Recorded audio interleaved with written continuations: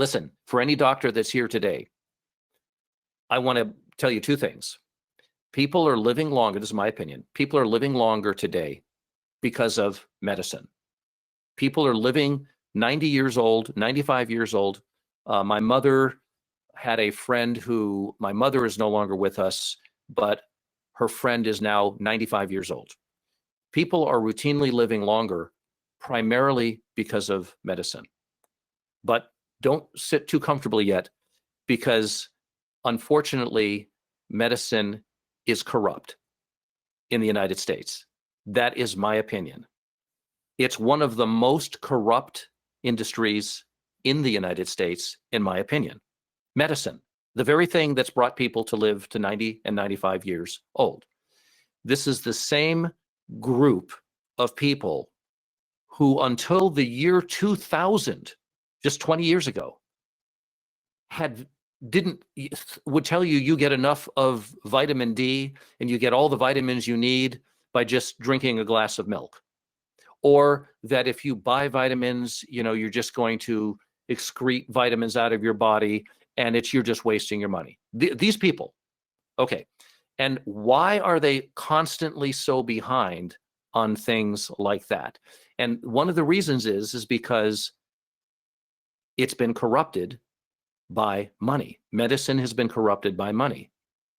Do you really believe that the machinery of cancer, I'm talking about the machinery of cancer, the whole industry, the testing to see what you've got wrong with you, the on and on and on and on and on, until finally either you live or you've been cured or you die. That's a big machine. Do you think that machinery wants to be stopped because something else was found? I don't think so, because I know human nature. It's really more an indictment of human nature than it is about the medicine industry. But I do know this, that there are going to be, and there are already, things that are amazingly effective towards diseases that the industry will tell you, well, there's just not enough studies on that. And the reason there aren't enough studies is because they don't want to study it.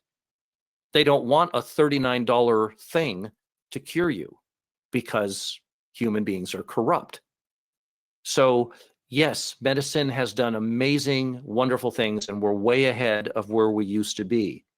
But unfortunately, it appears that the further ahead we get, the more defense mechanisms there are in the industry towards anything new really being let in.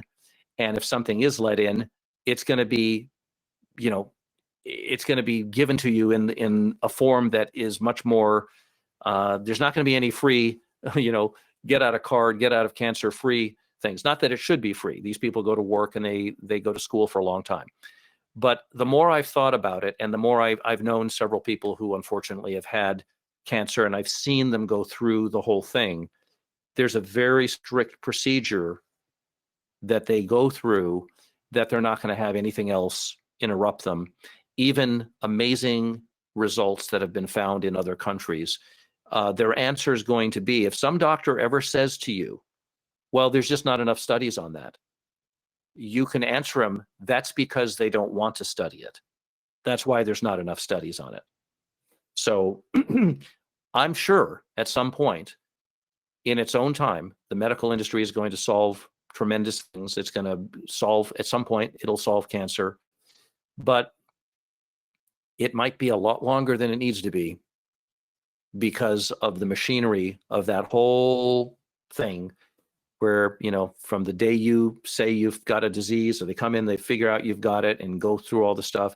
And many of these doctors, I just want to say this, I know I'm going on tangents today, but many of these doctors really do want to do good, but they have to do good well within these confines. They can't step outside of that, and maybe rightfully so. The thing I'm complaining about isn't the doctors.